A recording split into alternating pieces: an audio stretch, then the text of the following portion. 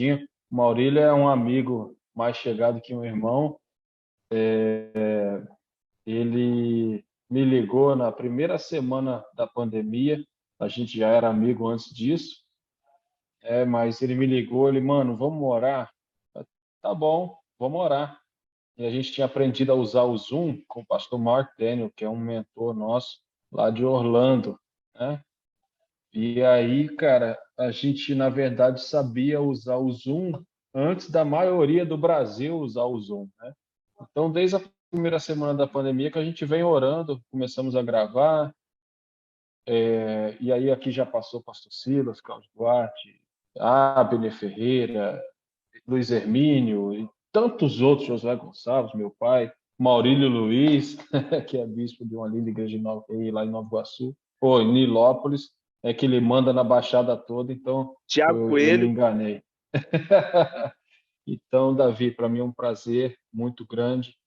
Eu falei para eles, eu conheci o Davi, ele tinha escrito um livro, chamado Salva Vidas, pediu, mano, dá uma olhada no meu livro aqui, o que você acha? A gente vê hoje voando aí pelo Brasil e o mundo, isso me dá muito orgulho. Eu sinto quase que um irmão mais velho, né? Que você é bem mais novo que eu. Então, mano, obrigado. Desde já a gente vai todo mundo mutar aqui para ninguém te interromper. Deixa Deus te usar, mano. Obrigado, pastor Tiago, pastor Maurílio, estou vendo aqui a Esther, Robert, Jesaías, quem estiver chegando depois, quem for assistir depois. Muito obrigado pelo convite, estou muito honrado. Estou falando de casa aqui em São Paulo.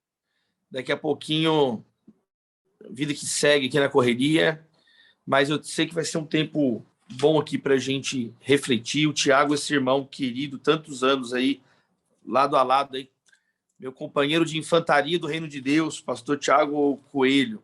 Eu quero ler com vocês um texto em Tito. Eu gosto muito de quando a gente conversa com pastores e sobre o tema do pastoreio, do ministério. Eu gosto muito de sempre me voltar, né, às cartas pastorais, 1 Timóteo, 2 Timóteo, Tito, é o maior seminário que tem, quer dizer, 3 livros da Bíblia que são específicos para a vida do pastor. Então, eu acho que isso é uma coisa também que meu pai sempre me falou, né? Eu venho de uma família de ministros, meu pai é um pastor, meus 4 bisavós foram presbíteros, missionários, plantadores de igreja, todos envolvidos na igreja. Então, algo na família assim que eu fui aprendendo é a gente que tem um chamado pastoral, assim, se dedicar muito especialmente sobre o ministério nas cartas pastorais. E aqui a gente vai ter um exemplo disso quando Paulo então está conversando com Tito, e eu quero ler só o verso 5, né, que ele fala assim, capítulo 1, verso 5, a razão de tê-lo deixado em Creta foi para que você pusesse em ordem o que ainda faltava e constituísse presbíteros em cada cidade, como eu os instruí. Então, Paulo fala que o filho dele na fé, Tito, tinha uma missão. Qual que era essa missão? A missão de colocar em ordem o que faltava ainda na igreja. Então, eu queria, nesses minutos que nós temos aqui, falar sobre justamente esse tema, colocar nossa vida em ordem, colocar o ministério em ordem, colocar, sabe, a nossa agenda em ordem, a nossa vida em ordem. O pastoreio, ele é algo, quando nós estudamos tanto no Antigo como no Novo Testamento, é algo extremamente organizado, né? O pastoreio não é uma coisa feita relaxadamente. O princípio elementar da liderança é a organização, nós remirmos o tempo, porque os dias são maus. Então, é aquela velha história, se o líder está em pé, o liderado está sentado. Se o líder sentou, o liderado deitou. Se o líder deitou, o liderado morreu, né? Essa é uma das lições básicas de liderança, é ver um pouquinho a mais, sabe, estar numa condição de uma maturidade para poder ajudar o outro. Então, Jesus ele fala em Lucas, o texto diz explicitamente que é uma metáfora. Jesus falou fez uma comparação. Se um cego guiar outro cego, ambos vão cair num buraco.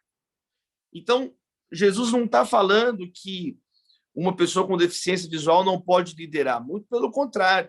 Ele veio abrir os olhos dos cegos, e na história da igreja nós temos exemplos de grandes pastores e líderes na história da humanidade que não podiam enxergar fisicamente, mas viam mais que comunidades inteiras do ponto de vista da liderança. O que Jesus está falando é um exemplo da parte prática, né? Uma pessoa óbvia, uma pessoa com os olhos vendados ou uma pessoa que não consegue ver. Como é que ela vai guiar num caminho sem ajuda, né, outras pessoas? Ela não pode sair correndo de qualquer maneira. Então, Jesus ele está usando uma comparação para dizer o quê? Olha, o servo de Deus, aquele que quer servir, o líder é o que serve mais. O líder não é o que manda mais, é o que serve mais na visão de Jesus. Como você vai servir mais? Como você, se você não tiver mais generosidade, se você não tiver, então, manejar corretamente a palavra da verdade? Para Timóteo, Paulo falou, olha, você tem que ser um modelo, você tem que ser um exemplo para eles. Você tem que ser um exemplo. Pedro vai falar a mesma coisa no capítulo 5 da primeira carta, no início, do verso 1 ao verso 4, sobre a responsabilidade do ministro, do pastor, então, de estar em ordem. E aqui, então, existem vários aspectos da vida que precisam entrar em ordem. Eu queria falar, então, sobre alguns desses aspectos aqui, que eu acho que podem ser muito edificantes para a nossa vida hoje, especialmente a igreja nesse período de readequação. O mundo teve esse chacoalhão aí com a pandemia, o Tiago falou agora, reuniões de Zoom, novos hábitos. Então, eu penso que a igreja ler, né, os pastores lerem, né, o que a Escritura ensina de uma ordem de prioridades que nós devemos colocar para ordenar a nossa vida, eu acho muito importante, especialmente em um momento de bagunça, de rearranjo do poder, da política, da economia, da cultura como um todo. O termo usado aqui é epidortese, né? Tem um orto dentro, né? Que é de ortodoxia, né? Eu lembro que quando eu era criança, Thiago, eu usava uma bota ortopédica, o orto de reto, de deixar organizado, de não deixar uma bagunça. A primeira coisa que tem que estar em ordem é a vida do pastor. Então, do verso 6 ao verso 16, então, como é que um ministro organiza as coisas? Primeiro, organizando a vida dele. E aí, do verso 6 em diante, é preciso que o presbítero seja irrepreensível, marido de uma só mulher, que tenha filhos crentes. Então, ele não pode ser orgulhoso, briguento, apegado ao vinho, uma pessoa violenta. Ele não pode ser uma pessoa violenta. Ele não pode ser ganancioso, ávido por lucro desonesto. Não, ele tem que ser hospitaleiro, amigo do bem, sensato, consagrado, justo, com domínio próprio. Olha a seriedade de ser um pastor.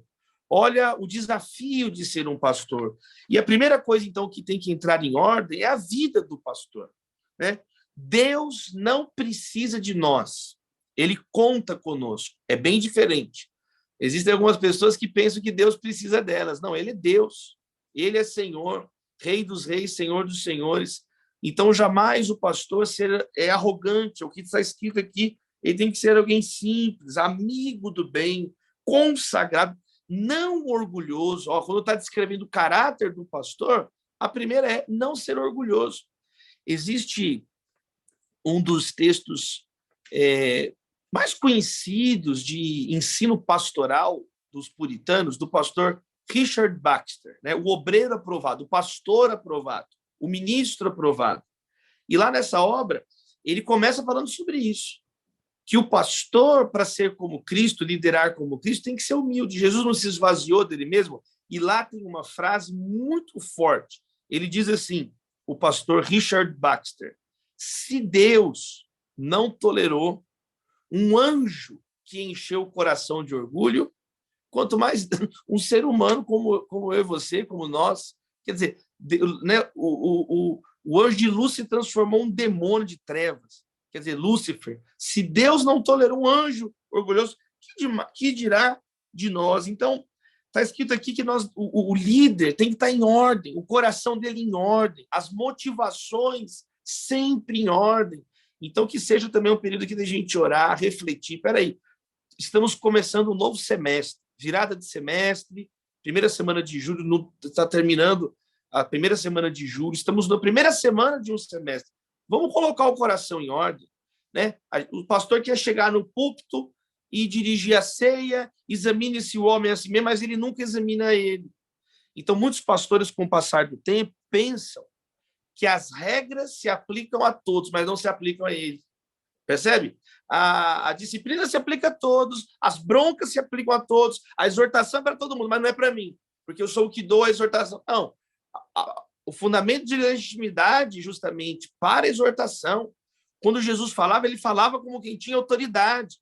E nós vemos hoje o pastor Isaac chegando, nós vemos hoje pastores sem nenhuma autoridade, porque justamente eles muitas vezes não têm esse momento de reflexão. Louvado seja Deus, pastor Tiago, mais uma vez, pastor Maurílio, por um momento como esse aqui, uma conversa franca, aberta. Então, será que você só serve Deus por causa do dinheiro? Lá em Pedro vai falar isso. Não sirvam Deus por ganância, mas de livre vontade. Tem aquele ensinamento também assim, o homem e a mulher que servem Deus por dinheiro servirão o diabo por um salário maior. Então, o homem que serve, a pessoa que serve, o pastor que está servindo Deus por dinheiro, por uma profissão, quando o diabo oferecer um salário maior, ele vai mudar de emprego, porque a relação dele, o coração dele está contaminado. Então, meus amados irmãos, nós precisamos ter, então, essa humildade. O pastor Charles Spurgeon, que foi aí um dos grandes pregadores na Inglaterra, né, no período do século XIX, ele dizia assim: eu jamais usaria uma coroa de ouro na terra onde o meu Senhor usou uma coroa de espinhos. Eu jamais usaria uma coroa de ouro na terra onde o meu Senhor usou uma coroa de espinhos. Então, a primeira coisa, o pastor colocando tudo em ordem, começa na vida, começa nas motivações, começa numa reflexão profunda. Infelizmente, o número de suicídio de pastores tem aumentado. Isso tem sido noticiado não só dentro da igreja, mas fora da igreja.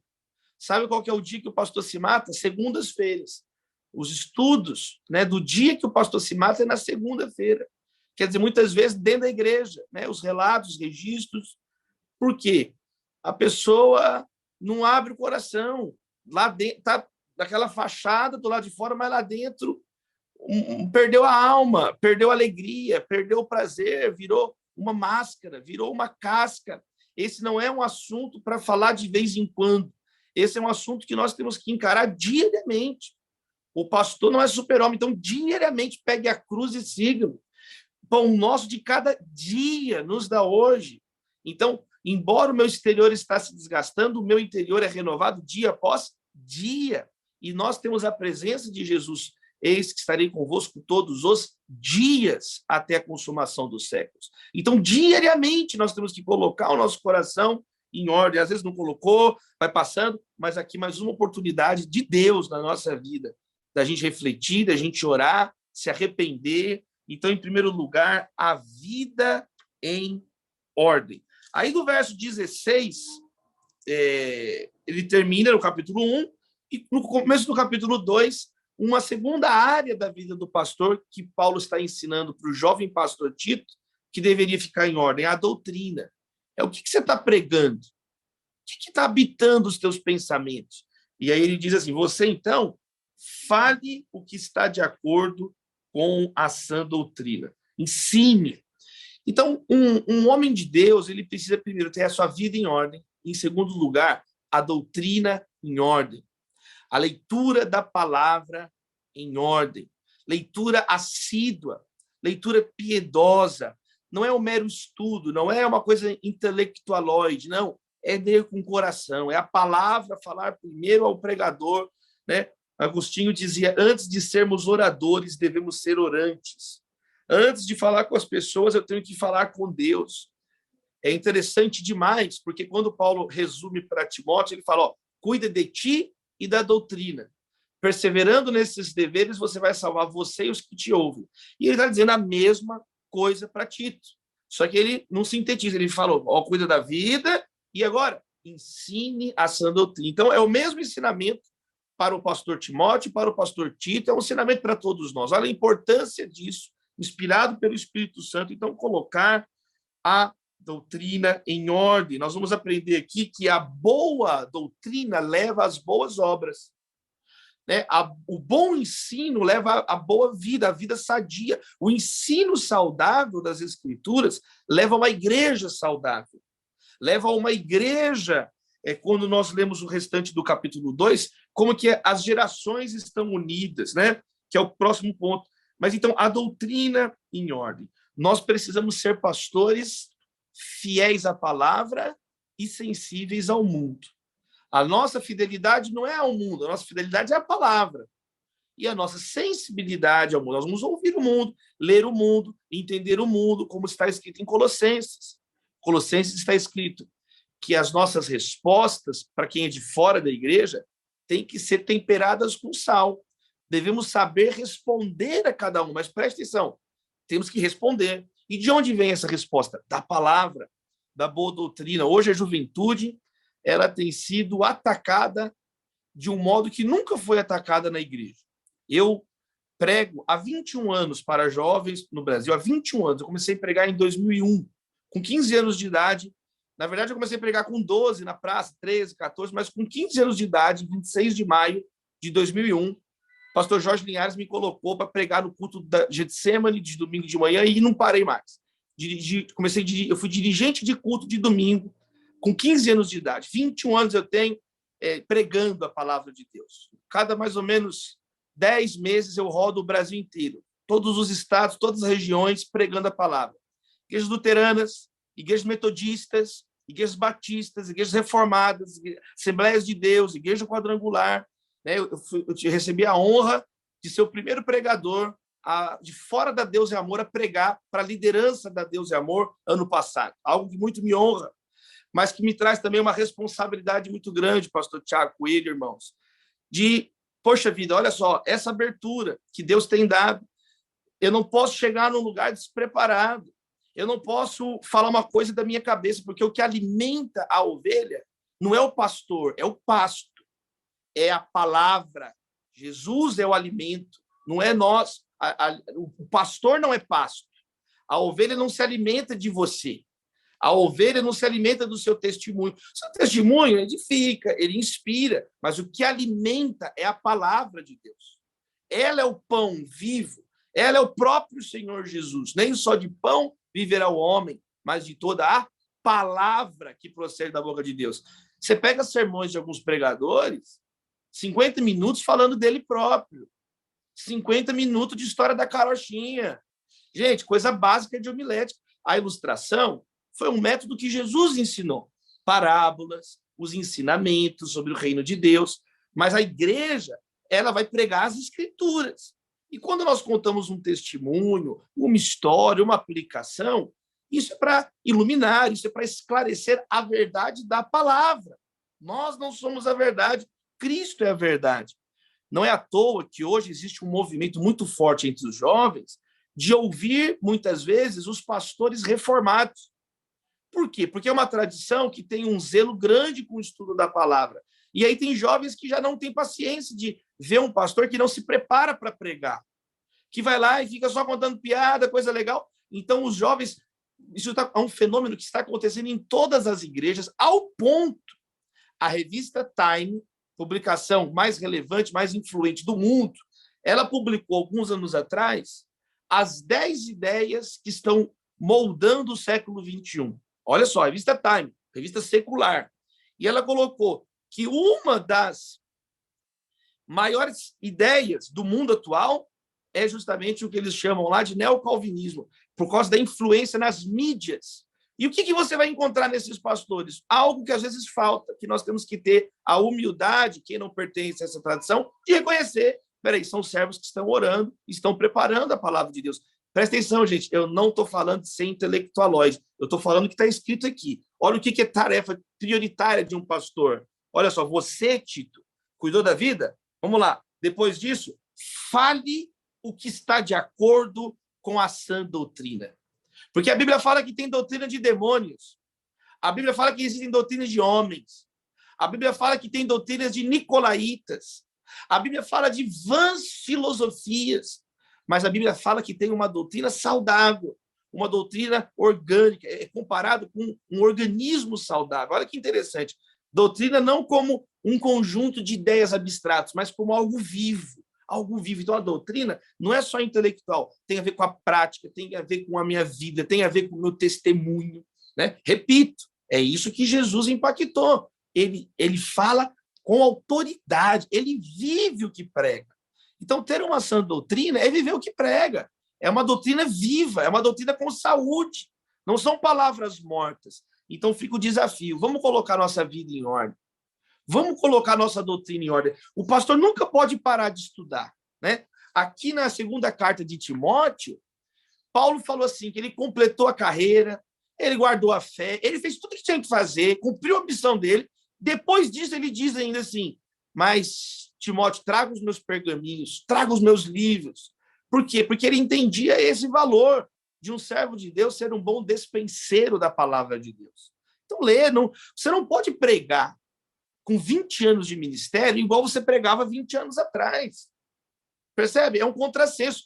Sabe? Nenhuma profissão, nenhuma pessoa do mundo que fica 20 anos fazendo a mesma coisa vai ser uma pessoa competente. Maldito que faz a obra do Senhor relaxadamente. Então, nós precisamos sempre aprender mais. Poxa, eu já li esse comentário, já preguei o Sermão do Monte. Eu vou pregar de novo, eu vou ver outro comentário, eu vou aprender uma outra perspectiva, eu vou aprender algo mais profundo. Então, o púlpito brasileiro carece urgentemente, na nova geração, de um amor, de um carinho, de uma boa doutrina. E eu encerro esse ponto dizendo o seguinte, sabe? Eu estava falando, hoje, diferente, por exemplo, quando eu era criança, diferente das outras gerações, quando alguém atacava a fé cristã, aqui no Brasil, a igreja, era sempre assim, um ataque que vinha lá de fora, criticando a nossa fé, desmerecendo a Bíblia. Hoje não é mais assim. Hoje, os que atacam a doutrina cristã atacam de dentro da palavra. Eles começam elogiando a Bíblia. Eles vão seduzindo a juventude e falando, olha, a Bíblia é muito legal. O jovem, poxa, a Bíblia é legal. Mas esse texto aqui, essa interpretação aqui não é bem assim, não. Quem lembra de Jesus na tentação, no deserto, o diabo usou a palavra para tentar Jesus. Ele falou, Jesus, está escrito que você vai cair aí e dar a ordem aos anjos, eles vão te segurar. Olha só, isso está acontecendo hoje. Tem jovens sendo tentados com ideias falsas dentro da cabeça deles, heresias, doutrinas de demônios, e isso de um modo... Então, o jovem, ele olha o pastor dele falando uma coisa rasa e vai encontrar um bombardeio de informações de dentro da Bíblia. Isso vai confundir. Por isso está escrito aqui, ensine a sã doutrina. Então, isso não é um desafio menor do nosso tempo, esse é um desafio dos maiores que nós temos hoje. Terceira coisa que tem que ficar em ordem, do verso 2 ao verso 8, são as gerações na igreja. O pastor tem que pôr a vida dele em ordem, o pastor tem que estar com a doutrina em ordem, de acordo com o Tito aqui, e agora ele tem que colocar as gerações da igreja em ordem. A Bíblia fala do amor intergeracional. E aí ele vai começar, então, a dar orientações. Tito, é o seguinte, olha só, fala com os homens mais velhos serem moderados, serem equilibrados, serem dignos de respeito, serem pessoas sensatas e sadias na fé. Fala para as mulheres mais velhas serem reverentes da maneira de viver. Fala para as mulheres mais velhas não serem caluniadoras, um monte de mulher fofoqueira, um monte de mulher que fala acusando os outros. Fala para elas, porque aí elas vão poder ensinar as mais jovens a ser mulher decente. E aí ele vai falar no verso 6, e os jovens? Ensina o jovem a ser corajoso. Encoraja eles para não ser um jovem frouxo, um bando de jovem que não entende nada, que não se posiciona. Ensina o jovem, sabe, a ser prudente. Olha só, a serem, então, íntegros. Ensine eles a palavra de Deus. E aí, então, é muito bonito esse texto, porque aqui Paulo está falando que o pastor cuida da vida, da doutrina, e é uma responsabilidade colocar, então, as gerações em ordem. Olha só, uma geração contará a outra geração os feitos do Senhor. A Bíblia elogia e a Bíblia adverte, né, o que é o ponto forte e o ponto fraco de cada geração. Está na Bíblia. Então, por exemplo, Qual que é o ponto forte dos mais velhos? É a sabedoria. O ponto forte... Então, a glória do homem idoso são as suas cãs, são os cabelos grisalhos. Está escrito, é a coroa obtida por uma vida íntegra e justa. Então, a sabedoria do ancião, ela é honrada na Bíblia, ela é valorizada na Bíblia. É aquela ideia, né? A experiência é uma lanterna virada para trás. A pessoa que viveu algo, ela ilumina o passo de quem está vindo atrás. Agora, qual que é a advertência que a Bíblia coloca para os mais velhos? É porque eles já não têm o mesmo pique, eles já não têm a mesma força, eles já não têm a mesma energia na tomada de decisões, eles já não têm a mesma paciência para refletir como o jovem. Muitas vezes ele já está, porque ele está cansado. Então, o Eclesiastes fala, olha, jovem, faz o que tem que fazer com força, porque vão chegar dias que você vai dizer, não tenho mais prazer neles, já não escuta direito, já não enxerga direito, né? Isaac, o servo de Deus, mas ele já não, o discernimento dele, ele já não sabia quem era o próprio filho, né? Jacó, Esaú, ele facilmente enganado ali, porque já não escuta direito, já não vê direito. Então, a Bíblia fala que o mais velho tem experiência, mas ele também não tem mais a mesma energia. É uma ilusão pensar que tem a mesma energia, mas aí tem o contrário. O jovem é o inverso. A Bíblia elogia a força do jovem, né? Jovens, escrevi porque sois fortes. Está escrito que a beleza do jovem em Provérbios está na sua força. A beleza do jovem está na sua força. Então, o jovem tem que trabalhar, carregar peso. A primeira vez que jovem é mencionado em Atos, na igreja, é Atos 5. Eles estavam carregando o corpo do defunto, Ananias e Safira. Chegaram os jovens que vão carregar o teu corpo também. Quer dizer, o jovem tem que carregar peso, literalmente. Lamentações 3, está escrito que é bom, né, para o homem carregar o fardo na sua mocidade. Então, a Bíblia elogia a força do jovem. É claro que o jovem não é o super-homem, porque Isaías 40 diz que até o jovem fica cansado e os moços ficam exaustos e tropeçam e caem. Quer dizer, o jovem não é super-homem, mas ele tem força, ele consegue carregar. Agora, qual que é o problema, a advertência para o jovem? É que o jovem é um ignorante, ele é um inexperiente. Então, o Provérbios vai falar, jovem, escuta o teu pai, pelo amor de Deus, escuta a tua mãe. Por quê? Porque você é imaturo, você não tem experiência, você não tem... Estou vendo o amado pastor Jacó dirigindo, não tem quilometragem, pastor Jacó. O jovem ele não viveu ainda e viu coisas o suficiente para a tomada de decisão. Então, olha a beleza, quando a igreja está unida, as gerações estão unidas. A força dos jovens com a sabedoria dos mais velhos. Esse é o projeto de Deus. Agora, o inimigo, sabendo disso, ele quer destruir, ele quer desordenar as gerações dentro da igreja. Então, ele quer o quê? Ele quer o pai matando o filho matando o pai. Ele quer a mãe perturbando a filha e a filha desonrando a mãe. E aí nós chegamos nessa sociedade. Então, como que a sociedade brasileira vai ser impactada se muitas vezes na própria igreja não tem amor, não tem harmonia geracional? Então, a igreja também enfraquece o seu testemunho. Agora, uma igreja onde você chega para pregar e vê ali do púlpito, cabeça branca, o jovem, o idoso, a senhora, a família, uma igreja que está ali com uma representatividade geracional é invariavelmente uma igreja forte, porque é uma igreja que está cumprindo esse preceito básico da liderança. Aqui vem a parte que vale para nós. Isso é tarefa do pastor. Olha só a responsabilidade. Os pastores, então, precisam... Olha só, Tito, você tem que ensinar. É você que vai ensinar isso para os jovens. E aí vem, mais uma vez, o pastor ser o primeiro a viver assim. Então, se você é um pastor mais jovem, honrar os mais velhos. Se você é um pastor mais velho, honrar quem é ainda mais velho. Sabe? Pedindo um conselho, honrando o nome da pessoa. Se você é um pastor mais velho, o texto diz que a iniciativa tem que ser dos mais velhos, de buscarem os mais jovens. É a mulher mais velha que tem que chegar na menina. A Bíblia não fala, menina, vai procurar ajuda, implorar ajuda. Não, na igreja é diferente. Na igreja, as pessoas mais experimentadas têm que estar à altura da idade. O pastor Rick Warren, ele fala assim, tem crentes que envelhecem na igreja, mas não amadurecem na igreja. Quer dizer, ele ficou velho, mas não frutificou, sabe? Ele não... Então, em nome de Jesus, nós oramos por uma igreja brasileira saudável geracionalmente. Amém, queridos? Uma igreja com amor, o coração dos pais convertido aos filhos, dos filhos convertidos aos pais. Então, isso é algo para nós orarmos, é algo para nós, sabe? Temos o exemplo muito próximo da igreja da Coreia do Sul, e os irmãos sabem a bênção que a igreja da Coreia do Sul é, né? Os irmãos, nossos irmãos em Cristo, irmãs da Coreia do Sul, a bênção.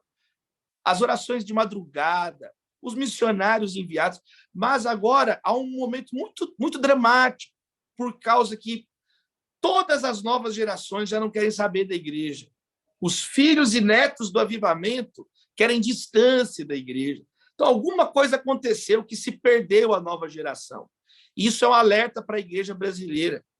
A igreja brasileira que está muito contente, porque realmente ela tem crescido muito, né? Em termos numéricos, pelo menos, mas o triunfalismo não ajuda na reflexão. E a Coreia do Sul está para mostrar que é possível entrar num grande avivamento, mas sair muito rápido desse grande avivamento, né? Há muitas histórias de mega igrejas que morrem de um dia para o outro. Então, nós não podemos jamais baixar a guarda, a Bíblia está nos ensinando, mas colocar as famílias em ordem, orar pelas famílias e que Deus abençoe as nossas famílias no nome de Jesus. O sangue do Cordeiro nos umbrais da nossa porta, da nossa janela, guardando os filhos, guardando as novas gerações. E aí, do verso 9 do capítulo 2 até a metade ali do capítulo 3, verso 8, o apóstolo vai falar que o pastor também tem que colocar o testemunho público da igreja na cidade, em ordem. Ele vai falar dos trabalhadores, ele vai falar dos servos, dos senhores, para não serem péssimos profissionais, nós poderíamos dizer, não sejam respondões, não roubem, não sejam desonestos. Pelo contrário, né, servir com alegria. E ele vai falar, então, da conduta cristã, né, de amar a cidade. Ele vai falar de denunciar os pecados da cidade, mas também de interceder, de se sujeitar, né, àqueles que estão cooperando com o bem comum. É muito interessante aqui, olha a postura da igreja, no capítulo 3, verso 2. Olha, não ser uma igreja caluniadora, mas ser uma igreja pacífica, amável, tendo verdadeira mansidão com todos os homens. E ele diz, porque no passado nós éramos insensatos, éramos escravizados às paixões, aos prazeres, éramos maldosos, vivíamos na inveja, vivíamos odiando uns aos outros. Paulo fala, esse é o comportamento antes de Cristo. Viver odiando. O pastor agora ele é como Cristo, mudou o comportamento dele. Então ele tem que amar. Não, então a igreja ela tem que se posicionar, ela deve se posicionar, e graças a Deus está se posicionando, mas jamais, meus amados irmãos, saindo fora do ensinamento de Cristo. Por quê? Porque o ódio é uma obra da carne. Né? Quando nós lemos em Gálatas 5, as obras da carne, o rancor, a gritaria, e aí diz também que uma das obras é o ódio. Nenhum verso da Bíblia nos ensina a odiar alguém, sabe? Nem no Antigo, nem no Novo Testamento. No Antigo Testamento, está escrito assim, em Êxodo 23, está escrito assim, olha o comportamento santo que Deus exigia do seu povo.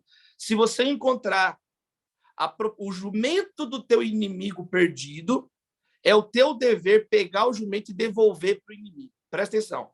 Não é o inimigo jumento, gente. É o jumento do inimigo. Se você encontrar a propriedade do seu inimigo perdida, você tem que ir lá, pegar e devolver. Quer dizer, Deus esperava e espera de nós um testemunho público que mostre que nós somos diferentes.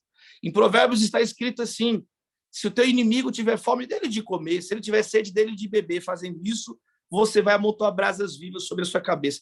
Jesus ele falou, olha, vocês ouviram o que foi dito, amará o teu próximo e odiará o teu inimigo. Eu, porém, vos digo, ame o teu inimigo e ore por quem vos persegue. Então, dividir o mundo, quem eu odeio e quem eu amo, é uma atitude dos fariseus. Jesus não ensinou isso em nenhum lugar. Ele veio desmontar esse pensamento. Agora, significa então que o pastor não pode denunciar? É óbvio que não, gente. Pelo amor de Deus, é óbvio que não. Porque Jesus vai dizer no Sermão do Monte o quê? Olha, agora não joga o que é sagrado aos cães.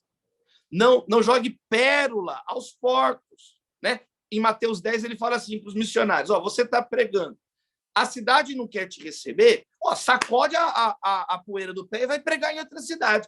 Então, quer dizer, é um equilíbrio que a igreja tem que ter, os pastores têm que ter. Amém, amados irmãos? Amém, louvado seja Deus, amém, amém, amém. Quer dizer, nós precisamos ter essa consciência que Jesus ele enfrentava, mas nós temos que enfrentar do jeito de Jesus, com amor, com graça, senão nós perdemos a autoridade, e aí a gente está querendo servir a Deus, mas na prática estamos servindo o rei das trevas. Na prática, estamos sendo usados pelo demônio.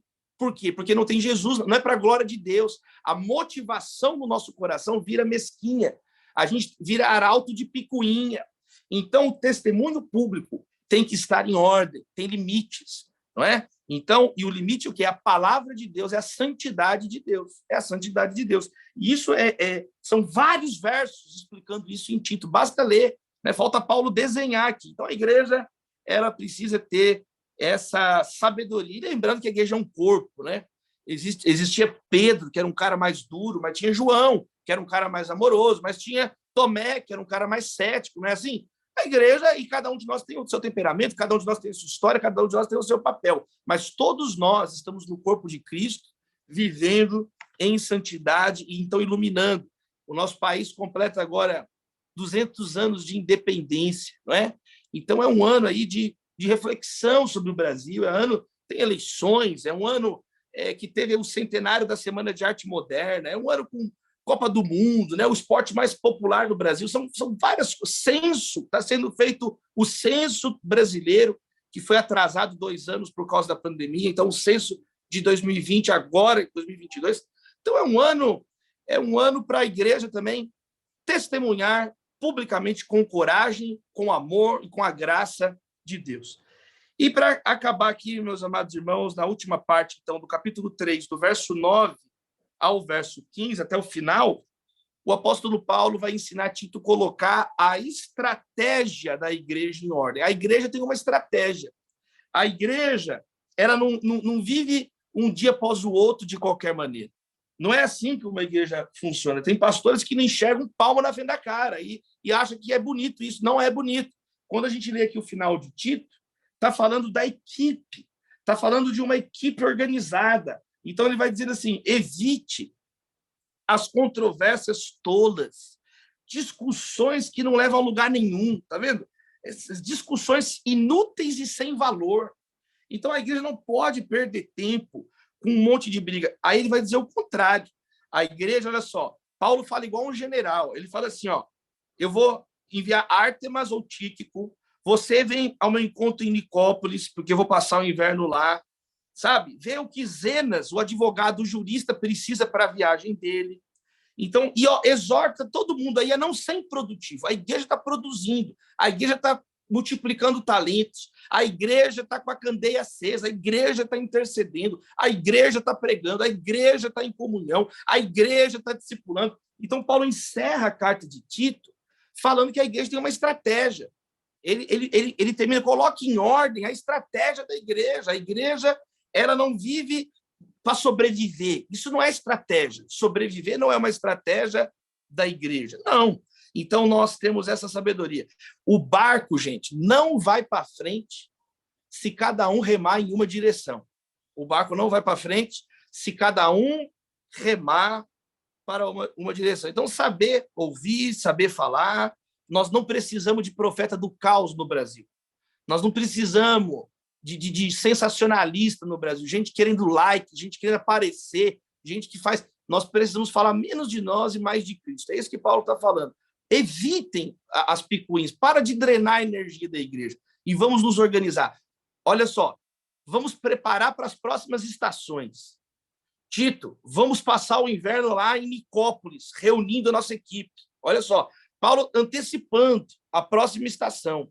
Então, eu penso que é isso, é maturidade, mutualidade. Todos nós somos responsáveis, todos nós somos interdependentes. Nós devemos promover, sabe, a edificação uns dos outros. Paulo fala assim, Zenas, o jurista, né? O advogado, quer dizer, tinha um jurista cristão, providenciem o que ele precisa, essa atenção. Quando nós paramos de perder tempo com picuinhas, nós temos energia, recursos, tempo, paciência para edificar, tá vendo? E a gente canaliza, então, o nosso coração para a glória de Deus. Aí, por exemplo, eu fecho aqui para a gente orar.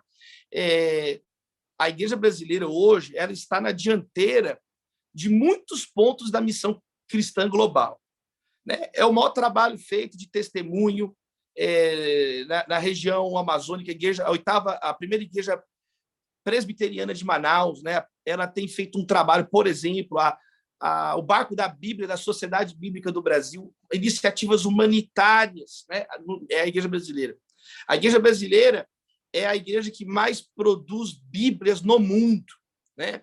Semana retrasada eu estava lá almoçando com o reverendo Erni, presidente da Sociedade Bíblica do Brasil. Ele estava me dizendo o seguinte, que são cerca de 30 milhões de Bíblias, a 32 milhões de Bíblias, no mundo, impressas, e quase 10 milhões são feitas aqui na SBB. Quer dizer, quase... Gente, olha aí, cerca de 1/3 das Bíblias do mundo é o Brasil, a igreja brasileira, que está hoje nessa luta, trabalhando, imprimindo. A igreja brasileira, em último lugar, tem apenas 3 exemplos. É a igreja que mais tem também contribuído na questão da perseguição religiosa, né? Oriente Médio, nós construímos aqui em Colombo, Curitiba, a missão em apoio à igreja sofredora, Missão Mais, liderada pelo missionário Luiz Maia, fundada pelo missionário Mário Freitas, construiu no final do ano passado casas, uma cidade de refúgio inteira para receber crianças cristãs que seriam assassinadas pelo Talibã no Afeganistão. Já recebeu 200 irmãos e irmãs em Cristo que foram acolhidos. Quem está fazendo isso? Todos nós aqui juntos, nós somos um só corpo. Então, quando os nossos irmãos estão machucados, nós estamos machucados. E a igreja brasileira tem, com muita graça de Deus, servido. Então, é isso, é nós, então, continuarmos nessa caminhada, colocando em ordem a nossa vida, colocando em ordem a doutrina, colocando em ordem as famílias e as gerações da igreja, colocando em ordem o testemunho diante da cidade e colocando em ordem as nossas estratégias, os nossos próximos passos, as próximas estações, ao invés de brigarmos, orarmos, porque aqueles que oram juntos permanecem juntos. Obrigado, Esther, Bispo Ricardo, estou lendo os nomes aqui, Cristiano, Robert, Pastor Tiago. Um beijo, devolvo a palavra ao meu amado pastor Tiago Coelho. Meu amigo, que palavra abençoada. O Bispo Maurinho também está aí na correria. Você imagina o pastor fazendo obra, né? Ele está construindo lá, tá doido, igual meu pai lá em São Paulo, né? Mas, glória a Deus. Ora por nós, Davi, por favor, para a gente encerrar já. Vamos orar. Pai, muito obrigado, Senhor. Que privilégio, Senhor, ter os irmãos com quem nós podemos abrir o coração, trocar experiências. Muito obrigado por esse projeto, Senhor. Pastor Maurílio, Pastor Tiago, pastores amando pastores. A tua palavra diz que nós somos cooperadores uns dos outros, cooperadores do teu reino. Deus, em tempos, ó Deus, tão difíceis, com picuinhas, competições, brigas desnecessárias, como o Senhor é renovador, é um bálsamo. Obrigado, Senhor. Primeiro, Senhor, eu oro agradecendo, Senhor, e oro para que o Senhor abençoe cada um que está aqui, cada família. Nós pedimos, ó Deus, discernimento, sabedoria. Ó Deus, em especial, nessa virada de semestre, um semestre tão importante agora, reta final desse ano, renova as nossas forças, ó Pai, para que possamos, então, organizar a nossa vida, não sair de qualquer jeito, ansiosos, numa correria, não, mas com uma estratégia, Senhor, como a palavra ensina aos pastores. Olha quem está cansado, sobrecarregado, Pai, que possa ouvir tua voz, teu convite, e lançar sobre o Senhor toda a ansiedade, todo o peso, Senhor, para que possamos, então, ver com clareza. Ó Deus, tira más companhias de perto de nós. Ó Deus, silencia essas vozes que muitas vezes nos confundem e que nós tenhamos discernimento, porque as tuas ovelhas escutam a tua voz, a voz do bom pastor. Fica conosco, nós te pedimos, e que nós possamos ter uma vida ordenada para a tua glória. Em nome de Jesus, amém e amém.